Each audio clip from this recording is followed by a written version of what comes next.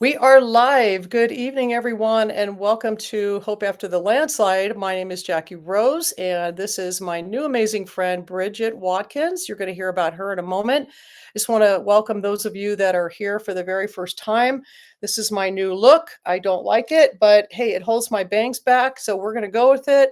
And in all seriousness, I'm just so grateful for those of you that are here for the first time. I know you don't want to be here, but I do know that God has a plan for you and that you are at the right place. So I just know that this story that Bridget's going to share is going to touch many of you, even if we said tonight if it's just going to be one. So I'm just so grateful for her coming on and kind of speaking to a very foreign crowd, thankfully. And but I just love her heart, and I want to start by saying that the way that I connected with Bridget is obviously a coincidence, but you all know that I love my Huskies and that I'm a wannabe musher, wannabe Iditarodder, but still go out and I still do it. In fact, Bridget's going to laugh, so I got to show you this. So this was when I was little. And if anybody, can you see that, Bridget? I can't. You can't? Okay, maybe because your phone is maybe because your phone's limited. Okay, it's a picture of Yukon Cornelius from Rudolph the Red-Nosed Reindeer. You're too young to probably remember him. Try to turn your phone sideways. Maybe you can see it. I don't know. I know you'll be sideways. No, doesn't make anything. Okay, well, I will send it. And so, for many of you that are on here, I know that you're close to my age. So, Yukon Cornelius was the dude that was out on his sled with his huskies out in the middle of a blizzard, and Rudolph runs into him. And so, this is the funny part: is that ever since I was a kid and I started watching it, Yukon Cornelius was a little gruff for me, but I loved what he was doing and that he was out in the snow in this blizzard with these dogs and the bond that he had. So, okay, Bridget, I promise I'll send you the picture. But anyway, that was my love for this. But then my kids, Ryan and Chelsea, sent me this book at Christmas time. And, my daughter in love, Chris, oh my gosh, there's so many of them. Chelsea had gone and done some research. She's like, I know that my mom in love loves to be outdoors. She's Christian. She loves mushing. And so she actually came up with this like book, and it is called Marker to Marker. And you get a lot of books when you first lose a child, and you also get a lot of gifts at Christmas. And so I set it down knowing that it was going to be on my radar to read. So I finally started reading it, and I know that everybody says this, especially when their guest is right here, but I could not put it down. Like, even if you don't know what an Iditarod is or what it is, you're going to learn, but it is, and it's captivating. I have things in here, Bridget, that are underlined, and I was literally probably sweating in my armpits when I was reading portions of your story. As I'm sure that you were, right? So I can't wait for her to share the story. While before she does that, if you are watching, please put in the comments where you're viewing from, friends, as well as the name of your child and the year that they passed away. We will look at all these names and be praying for each and every one of you. I know some of you have been on here for so long, and I so appreciate your love and dedication and support for this ministry. And so just feel free, don't be shy. But Bridget's going to tell this story. And the not so much of a coincidence that Bridget's also had kind of an emotional day today. So we know that that was planned. So I told her that she's okay if she cries, but she probably won't, and that's okay too. But I just want her to be raw and real with you, and just welcome, Bridget. Thank you. Yeah, thanks for having me. I'm happy that you invited me. Yeah, so cool. Well, I was definitely taken aside when I was messaged and we got on the phone and kind of learned what you guys were all about, but I definitely feel like God has a way of speaking with my story. And so I was never a writer. I've never been an author. I'm an ER nurse by trade. I've been a nurse for ER in the ER for over 20 years now, and that's what I did. But aside from my professional life, since I was a little girl, about 6 years old, I actually got a couple of sled dogs. We live in the middle of Alaska. So, what else is there to do on those cold, dark winter afternoons and evenings and the weekends but to get outside and do something fun? Well, I was lucky enough to have some really great parents who were got us some sled dogs. So we started with just a couple of sled dogs, and what started as just like a fun adventure turned in. I think you gotta turn your phone again.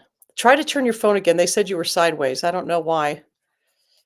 Let's see. Okay, so weird because I can see. Can you see me? Because I can see nothing. I see you normal and which I know that's okay. So now you look okay.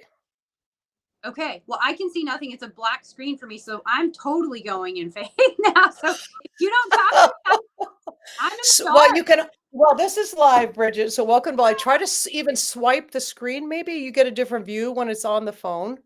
No, it says for me to rotate my phone back up the other way. I'm not sure. I'm Huh. oops that one. Yeah, I'm at a loss, but That's I can that's see nothing. okay. Well, that stinks. That's Well, okay. but I you're talk. you're not talking to yourself. That I promise. I believe you. I believe you. So, but so I hope everybody can see me now. But yeah, so we got dogs Yes. when I was super young, and I was able to mush every single weekend of my life. And what started as just a fun hobby then quickly developed into a passion for a sport that we didn't know anything about. And we started mushing and racing these dogs on the weekends. And I mushed my entire childhood. And what we ran were these little short races. So if you think of like a sprint musher or a sprint, even a sprint runner who runs around a track, maybe like a 100-yard dash or something like that. That's kind of what we were doing with sled dogs. You'd run 1 or 2 miles and see who could come around the track the fastest and they would win. Well, what started as just that small sport, as I got older, developed into the longer distances and mid distance races. And I really started enjoying being out on the trail. And really, that was the place where I found my peace and I found my happiness. And that's where I felt God the most of anywhere in my life. And I knew that from a Hmm. And so as I grew and, went to college and came back, I started running long distance races. And I knew quickly that that was when I had a big goal and a goal that I was kind of even a little bit scared to talk about. And that was to run the Iditarod. And so the Iditarod is a iconic 1,000-mile race across the Alaskan wilderness where we go from one part of the state and go across the entire thing to another location.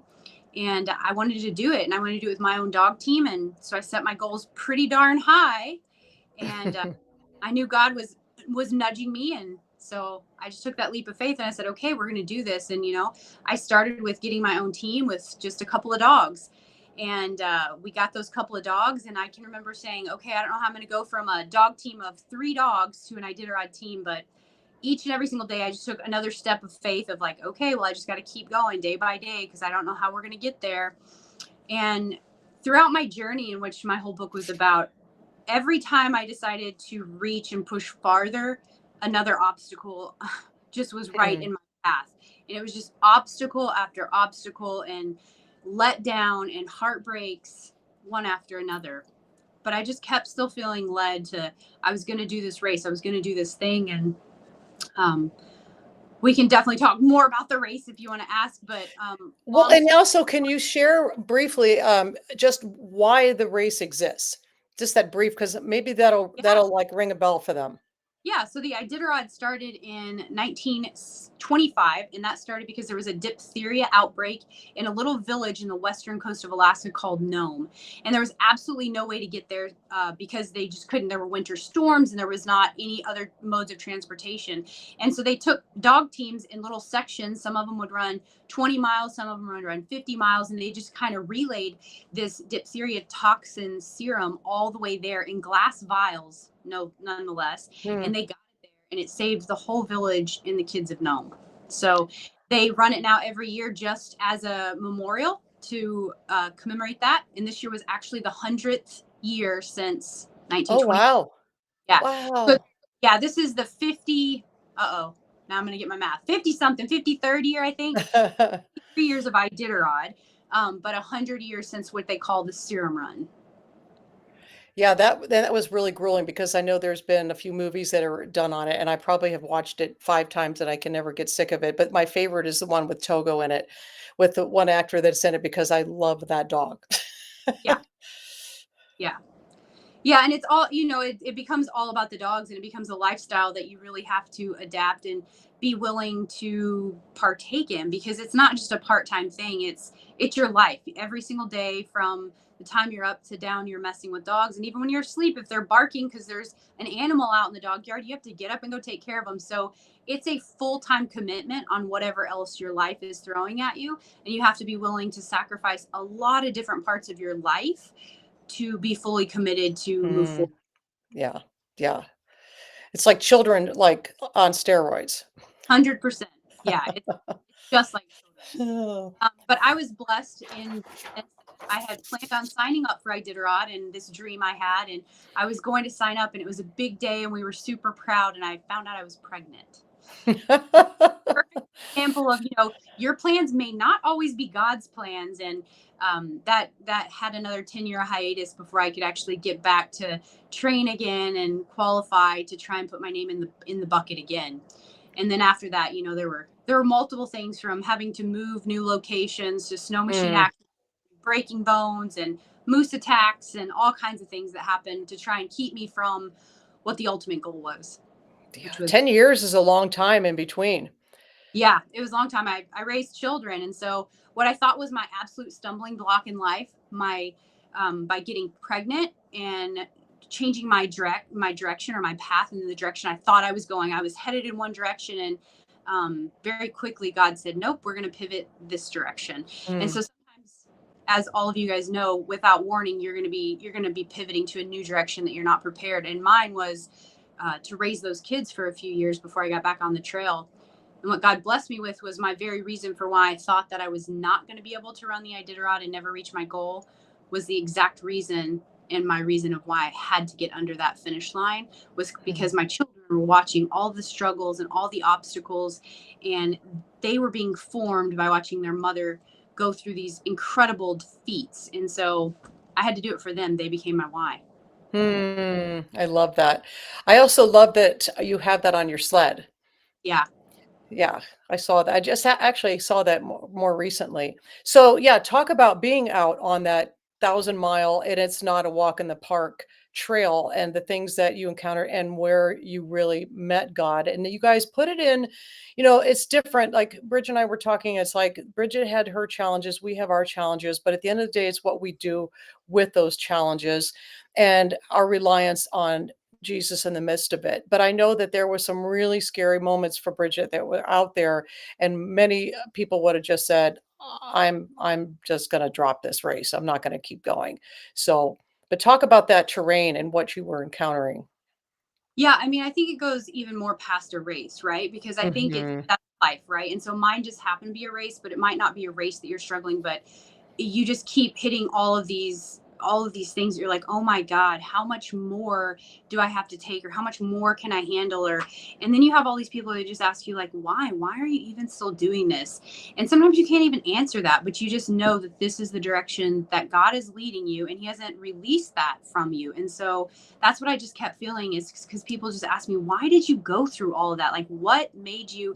And I said, number one, my faith, but it was actually the faith that I didn't even know that I needed, that I was missing, or that I didn't have. I was going out with little faith I had. And I think that is one of the places that I learned, is that there's a very strong misconception, I think, in the Christian world, of thinking that God will never put you through more than you can handle. Hmm. Right. That's not in the Bible. Like, I challenge you to look that up. God doesn't say he's not going to give you more. He says he won't tempt you beyond what you can't turn away from, but not more than you can handle. Because even Paul wrote about in Second Corinthians of, Paul wanted to die. He said that the pain and suffering was more than he wanted. And so God will absolutely give you more, but do you know why? That's Hmm. because that's where he needs you to find yourself, to give you the strength that you need. And so It's so powerful. I found myself humbled. And so humbled to a point of, I couldn't survive without him. And I'm certain that all of you on here are definitely have been in that place. And I pray that you're not now, but if you are, God's gonna, he, not that he's allowing you, but he's gonna walk through that with you in the lowest of the lows. And I found myself in that spot when I was out on this trail.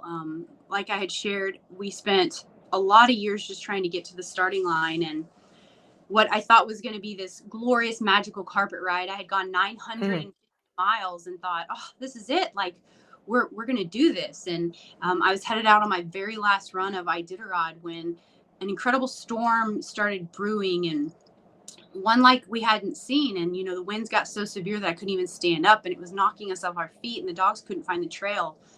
We started to get cold, and we had to build shelter. And so I actually started to build a snow cave that we had to dig ourselves in to stay alive. I didn't think that we were all going to make it out of there. And in the end of that very first race, myself, my another musher, I broke my collarbone, he broke his leg, just fighting for survival to make it to the finish line.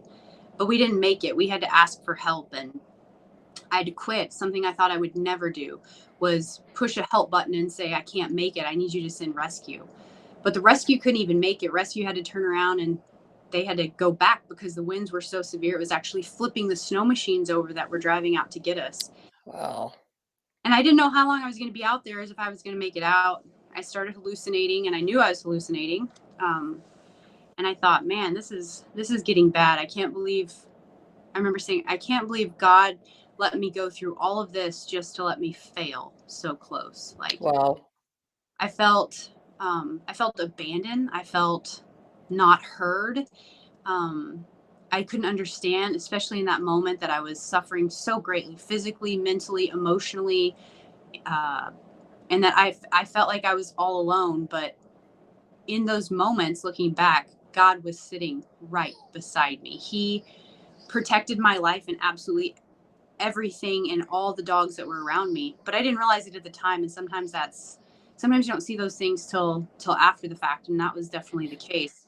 So I made it 950 of those 1,000 miles before we had to be rescued Dang. to get um, to get to safety. And then I had to make a tough decision. Was I going to train for another 350 days before we went on this race again? And that was hard because everybody was saying, "Why are you doing it again? Like you don't I bet. have crazy." And when I got to the finish line the first time by an airplane after they had rescued me, and I sat there and I looked at that finish line, I knew that it wasn't over. I wanted it to be over. I wanted God to give me every reason to be like, "No, it's too hard. I just want to quit." But I just knew that it wasn't over. And I closed my eyes as I was praying and just like, God, why? Like, what? Like, all of this, and you're going to let me fail right here. And the one thing he did tell me is, I didn't let you fail. I didn't leave you.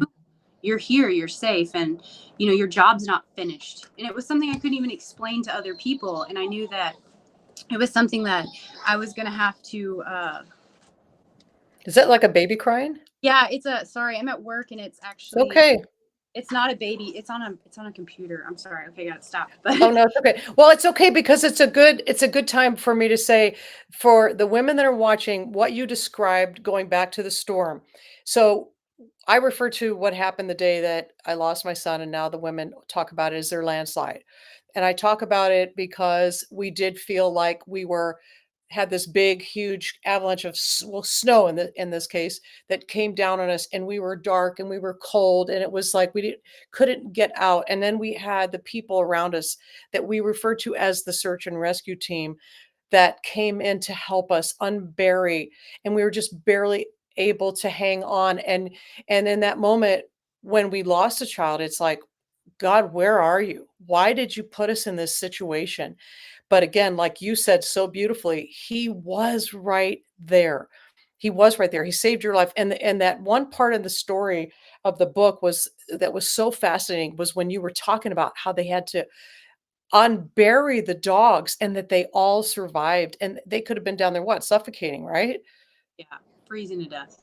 Yeah, Yeah. yeah, and Wow. there's so many things that happened that only turned out the way they did because God truly was with me, and I didn't see that till after. And He'll spare you some of those details, I think, in the hardest moments to protect us, and that's what He did. But He also gave me a vision that He wasn't done with me. Just because this failure, this setback is where I was, it wasn't where I was going to stay. And I didn't know how I was going to get out of this place, or how I was going to have the strength to keep going, because I didn't want to keep going. I was done. I wanted to be done. I didn't want to ever have to go back out on a sled again, because there was so much stress from the previous year, and which I haven't talked any about, of the tremendously anxiety causing moose Uh-huh. attack that I went through. And so every time I got on the back of a sled, I was terrified that I was going to be attacked and killed again from an animal. And so every day was facing a fear of going out there. And I just wanted God to release me, and He didn't. And so I knew I had one thing left to do, and I just signed up to run that race again. And I didn't Hmm. know how I was going to make it there, and I didn't know how I was going to get to the finish line. I felt like I was walking into a wilderness. Honestly, I felt like this was going to be the longest journey of my life, um, and it was, because um, I felt like I knew what I was doing, but it was very quickly that I learned that I was being humbled. Does it So feel like that when you say yes for it and there's that perseverance that you're not even certain, like, that you're even in God's Uh-oh, what happened? Okay, hold that thought. She bounced off because she's on her phone and I gotta plug in. Hang on, don't go anywhere. Hang on. Welcome to Facebook Live, friends. This is what happens. She's all the way up in Alaska. Oh, and it was a good spot too. Okay. Okay, well, let's see. While Bridget is coming back on, uh, like I said, this is Facebook Live, and I feel like I'm a veteran at this, and she's probably panicking right now to get back on. And then the other thing is that you can't see us, so that makes it even harder. So let me just tell her to thank you guys for being here. I say hi to Missy and Trisha and Tracy and Martha. Thank you guys for being here. Please put in the comments where you guys are viewing from, because I want to know who you are. I obviously know some of you, but I want to know where you are. And I'm hopefully, oh, she's coming back on. Man, and you were in such a good spot, Bridget. Let's see. I told them, I said, I'm such a veteran at these things happening, and so it doesn't even phase me. Let's see. Yeah, yeah, no, I can see you. You're straight up. I'm just bummed that you can't see. that's okay. That's okay. You're doing a great job, though, just talking to yourself. That's fine. I know there's people out there. It's all right. Yeah. All right. So you were on this role, and so yeah, take it away. Yeah, I knew this race I thought was going to be easy. It was everything except easy. I was met with more challenges than I had ever encountered on the first race itself, and I thought there is no way I'm going to make it to the finish line. And every single moment, and sometimes it felt like inch by inch going down the trail, God would provide something I needed every single time. Sometimes it was beyond my imagination, from ravens that were actually flying in front of my team that would get my team excited to go, to some random snow machiner who came riding beside me on the middle of the pack ice in the middle of the Bering Sea. I thought I have to be hallucinating, but I wasn't. I asked, and there was Wow. really one out there. So every single time, every day, God was providing something for my team and myself to make it through to the next checkpoint, to the next mile, to get to the next situation at hand. Mhm. Um and then I was met with one of my greatest Mm. one of my greatest fears is was after that very first year and getting stuck in that storm and nearly dying and losing our lives. I told my team, I said, I will never make you go back out in that again. Like, I will never put you through that, like, ever. Well, I had made it 700 miles and I ended up on the coast of Alaska, where it's barren and there's no trees and it's wind blown and it's known for its storms. And so 700 miles in, I come into a checkpoint, and we had been encountering a little wind, nothing too severe, 30, 40-mile-an-hour winds that we can handle that okay. And I was handed a piece of paper that said winter storm warning, Oh, great. travel not advised. And I said, and I looked at the person that handed it to me, I said, this has to be a joke. Like, you're kidding Yeah. me, right? And they said, no, like, it's going to get bad. And I absolutely lost it. And I was like, I swore to my team I was going to do this, and just emotion. You're tired, sleep deprived. I just wanted to be at the finish line. My entire family had already flown up there, and I knew if I scratched, which means quitting, there was not even going to be anybody to pick me up at the airport. And so I was like, are Oh you man. kidding me? Like, even if I quit, like, I'm going to be alone. Like, I can't even get out of it. Like, God, where Hmm. are you? And How many that's when times it, have they said that how many times have the moms even said that? Yeah, we can relate. yeah. So it was in that moment, something that had been spoken over me at the beginning of the race was Joshua 1:9. It was just a verse. And have I not commanded you? I will be with you wherever you go. Oh man. Okay, Joshua 1:9, look that up. What I started to ask her, and she jumped off the last time by accident, was, when we keep persevering through so many of these things, especially something like this that is just absolutely so, to most people, crazy, because if you watch anything on YouTube that is Iditarod related, you will see, when I tell you it's such an unpredictable trail, because she referred to attack moose attacking, which is very common. The storms that just literally can blow snow machines sideways, the loss of directions. They can't carry a phone with them. They do have, I think they can have a GPS that helps them. The dogs actually, ironically, do know their way most of the time. But I have to say, you guys, seriously, I know I want to help her to sell books, but when you read this book, it doesn't matter if you're an adventure person or not. This book, again, it's marker to marker, is absolutely, it'll keep you on the edge of your seat. It's like watching any kind of an outdoor adventure movie where you're thinking to yourself, are they out of their minds? And again, there's diversity in people's lives, to where now Bridget has this story that she can come on and she can share, and you can still pull out of it, regardless if you would never in your wildest dreams do it. Like, I have to say, I probably would not do the Iditarod, obviously, because I'm a lot older now. Maybe if I had been exposed to what she was, it'd be amazing. But it's no messing around, and 1,000 miles. I believe that if I go 6 miles out on my sled with my dogs, it's a lot of work. Now, granted, she has about 14, 15 dogs. I only have 4 most of the time, and a lot of times you're running off the back. But when you're actually going steady stream and you're just having them pull you, you take in the beauty, and if you can't experience God there, I don't know where you're gonna experience God, but it is just so peaceful. But then you're gonna also have to run, and to think about doing it for, 900 and, 95 more miles of that type of climate, and that running off the back of your sled.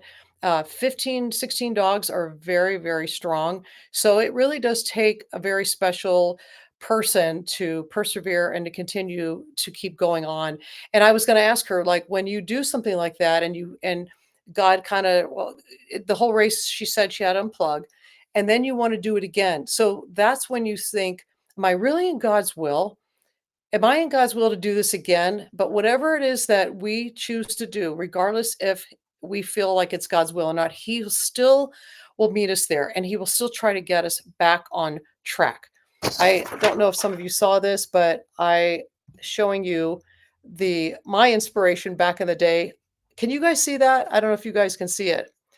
And if you're old enough, it's okay, you can admit it, but that's Yukon Cornelius. That was my inspiration. And now, of course, I've got a real life inspiration, which is Bridget. And apparently she's having a hard time getting back on.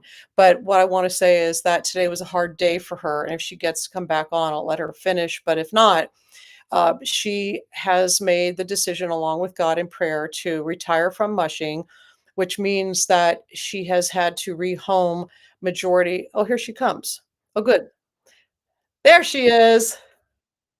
I go off, you have to tell me because I don't know that I'm off. I was listening to you talk. Oh, sad. Well, I was just filling in. So now where I left off, as you can hear, is where I was sharing with him about you retiring Yeah. and the sad day. It was, but I need to finish one thought for you here Yes, because this is please. really what turned it. So when I was giving you that verse Joshua 1:9, sometimes God's going to call you into the storm.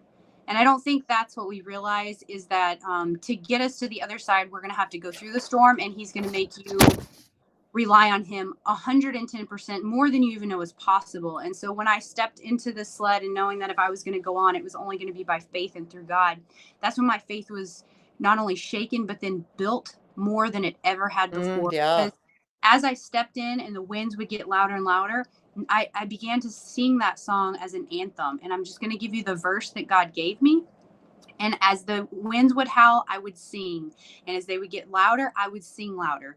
And I did this for the next 300 miles to get through because it was the only thing I had to stand on was that verse that God had. Wow. And so this was the tune that He gave me. Have I not commanded you? I will be with you wherever you go. Do not be discouraged. Do not be Hmm. afraid, for I will be with you wherever you go. And I sang that Hmm. over and over, and God provided every single step of the way. When I got to that That's finish line, beautiful. and after that race was over, God just kept speaking and saying, write the story, write the story. I've already given it to you, write the story. And that's how the book came about because, ultimately you never know what's going to be in your path or what's going to be in your way. And sometimes all you can do is one step by the next step. And that's why I named it marker to marker. Because for me, sometimes I could only go marker to marker and I couldn't see past the next marker. Or maybe I couldn't even see that marker and I had to trust and sometimes crawl to even find it. And so Hmm. I know that you guys have found yourselves in those same positions. And so I wrote the book to inspire, hopefully, other people to know that God is with you in the lowest of the lows. Yeah. He will carry you even when you don't know that He's beside you. But He doesn't say that we're not going to go through troubles. In Psalms 91, He just says He's going to walk through them with you because troubles are going to come and they're all going to look different. And yours look different than mine. But we're all here to just uplift each other and know that it's going to be hard Amen. today, but God will help you see that next day and the next day, and He's got a purpose for you, and you have to trust and you have to believe, and that's what He's called me to do is to just share this message. And so my sadness today is bittersweet sadness with joy. One of those very first dogs that I got to start my kennel quite a few years ago. I've made the decision to retire just so that from mushing, racing competitively. That for my kids and my family because I want to be home with my kids and I want to go to their sporting events and I don't want to miss out on being a mom. I only have, 8 more years left with my kids in the house and Yeah. it's important for me to be there for them. So I can't give everything to mushing and I feel like I've done what I've been called to do there. And so I'm getting rid of my team and I've been met again with a few disappointments after another. I was supposed to run my very last race. We've been training for it all year. And it got canceled last night. And so I thought, oh, I'm not even going to have that last race. Well, yesterday morning, I woke up knowing I needed to take my team out and get them on the trail. And so I went out with 13 of my dogs that were my main dogs for my Iditarod. And the whole time out there, I was just in complete joy because what I found in sadness, Satan can't come against you if you're giving praise at the same time. So Amen. whatever you're feeling, if you come back with praise, no matter what, you will be blessed and God will see. Hmm. I And love God that. gave that to me yesterday, and that's exactly what I did. And I got out on that trail, not realizing that truly it was the last time with my team. Because today, another unexpected event happened, and one of my very main lead dogs, the dog that got me all started, that my son named and we brought home when she was 7 weeks old, and she went home with another family today to be retired, and it happened very quickly and unexpectedly. So, without me knowing it, yesterday was my last official run. And so sometimes Hmm. things are swept out from underneath you without warning, but God provides memories and God provides hope. Yeah. And I don't know where God's leading me. I have no idea, but I know that this chapter in my life is going to close so that something else can open and make space for that. And that's where I'm at. And your obedience, and he will definitely meet you there, my friend. Yeah. Yeah, I loved. Okay, so now you can sing too, so that's pretty amazing, and you know what? I bet you learned to sing while you were out there on trail because you had nothing else to do, right? I sang it a lot of times, a lot, hundreds. Wow, what a beautiful testimony of obedience and just following where you're supposed to be. And I'm sure you heard while you were trying to get back on and you didn't know that you were off there. I was like, well, maybe.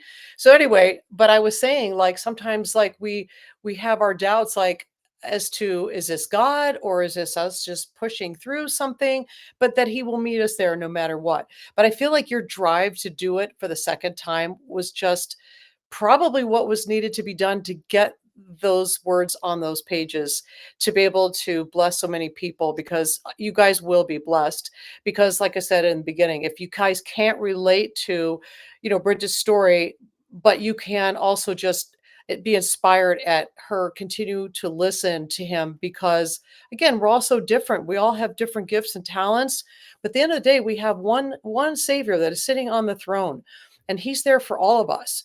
And so we just want to live for that. And I love, again, that you're wanting to be a mom. It's such a beautiful thing. You've been a mom to these beautiful, precious dogs for so long. And you know that those other families are going to love, love, love them, but it's not easy. Yeah, it's not easy. Yeah, It's it's it's very bittersweet, but I still have joy in knowing that they're going to great places and from all the memories I had, like 'cause that's what I'm left with, and I have a lot of those, so I'm pretty fortunate. so coming across the finish line. And what year was that again you did it, Bridget? 23, I finished. Okay. So coming across that finish line, I bet you could say, like, I mean, it's no comparison, but Jesus said, "It is finished." And then you felt like it was finished. I did what I set out to do, and now I could breathe. And I bet seeing your family, I mean, what a moment. It was a moment. It was better than I ever expected, and it was one of the sweetest memories that I'll have for my entire life. I One of can my top imagine. 3 memories of my whole life. Yeah. Yeah, I can imagine. I can imagine. So your husband, who has been such a great support for you, I bet he's just probably he's supporting you one way or another about you retiring, right? Because it He sounds like as I'm he's reading in that, he has been amazing. Yeah, he's nervous because he's like, "Are you sure?" And I was like, "This I have peace. Like this is what God's leading me. Like I know this is where I'm at. Like I want to be with my kids and my family and God has given me complete peace about it, you know?" And so I have never been more certain about something, but it doesn't make it less sad maybe. Uh, Mhm. but it gives me peace knowing that I'm walking in the direction that I need to. Yeah. So, Well, he's and I nervous can but imagine. very supportive. Well, I was gonna say because he's like, Bridget, I know you, and so I wanna make sure because I don't want you to have to change your mind, and then we're out getting a whole new team again, Bridget." 100%, 100%. I mean, we live over an hour from town, and we bought the property we have. I mean, everything is set up because of these dogs, and so it's going to change our whole life, and we have no idea what that's going to look like.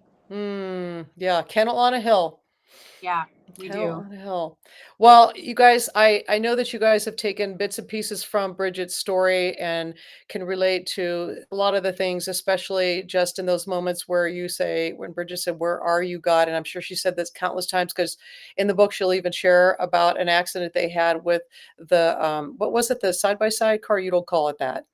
Snow machine. You guys probably call them snowmobiles. Okay, okay. So it wasn't the because I know you guys do the snow machines and then you also do in the summertime. Don't you use the We, other? we train with side by sides as well. Yeah, and Yeah, four wheel. okay, okay. Yeah, she had a terrible accident with that, which was another challenge, and so we all have those challenges, and once we have a bad one, it doesn't mean that we're exempt from having any more. I've shared that countless times with them, but once again, you guys, you will love this book, and again, I don't say that just because honestly, I probably, if I didn't have to sleep, I would have probably read the thing all the way through. I would have binged the book is what I Well, would have done. I'll give you fair warning. I've had a few people email me and tell people not to read this on the plane because I was ugly crying and people next to me thought I was crazy. So there's your fair Yeah, warning. yeah, yeah, that's true, and then you're not gonna wanna get off the plane because 'cause you're gonna keep reading it, so but it is really good. I'm sure you could put Marketer Marker, Bridget Watkins on Amazon and you can find it there. But anyway, Bridget, I am so honored to have had you here. I know that you pulled away from work and did all that, had some technology challenges, but nonetheless, whatever it was, God had you say, it came through. And so I'm appreciative of that and appreciative of our like new just long distance friendship. And I don't know, one of these days I'm going to get to come up there and but I am going to go away to Alaska to write in July, by the way. I'm just going to unplug because that's the best place to go. Yeah, so I'll tune you in on that. But anyway, God bless each and every one of you guys that are watching here. And you guys know we're here every Tuesday evening from 6 p.m. until, well, 6:30, 6:40-ish, just depending on what the Holy Spirit does. But honestly, we are so honored to have you be a part of this ministry. And I tell them at the end of every time we are together, Bridget, is that they're going to be okay. Keep looking up to the Lord and they're going to be okay. He's got a lot of plans for you guys. Trust me, because it's not over yet. You still have another long race to run into. So He's got you on this work on this earth. He's got work for you to do. amen, sister. All right, my friend. We'll get back to work. God bless you. And thank you again for being on with each and every one of us. Yep. Thank you guys. Take care.